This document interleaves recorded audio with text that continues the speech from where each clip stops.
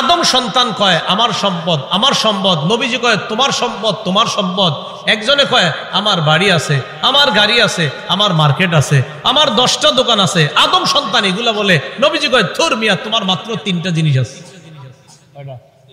না আমরা কই আমার 10 কাঠা জায়গা আছে, 20 বিঘা জমিন আছে, নবী কয় 3টা জিনিস আছে।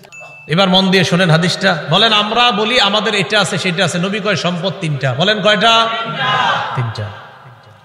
قال رسول الله صلى الله عليه وسلم يقول ابن آدم مالي مالي, আদম সন্তান কয় আমার সম্পদ আমার সম্পদ। وهل لك يا ابن آدم من مالك إلا ما أكلت فأفنيت, ও আদম সন্তান তোমার 3টা সম্পদ।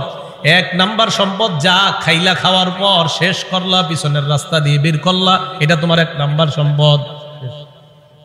যা খাইছেন এটাই সম্পদ, এটাই তো সম্পদ।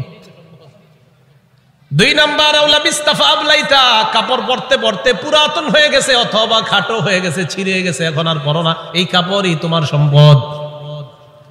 3 নাম্বার আও তাসাদদাকতা ফাআমজাইতা, সদকা করতে করতে কিছু সম্পদ তুমি কমিয়েছিলা, তোমার মনে হচ্ছে তোমার সম্পদ কমে গেছে, আমি নবী বলে গেলাম তোমার এই সম্পদটা কমে নাই, এটাও তোমার সম্পদ, মরণের পর আল্লাহর কাছে পেয়ে যাইবা।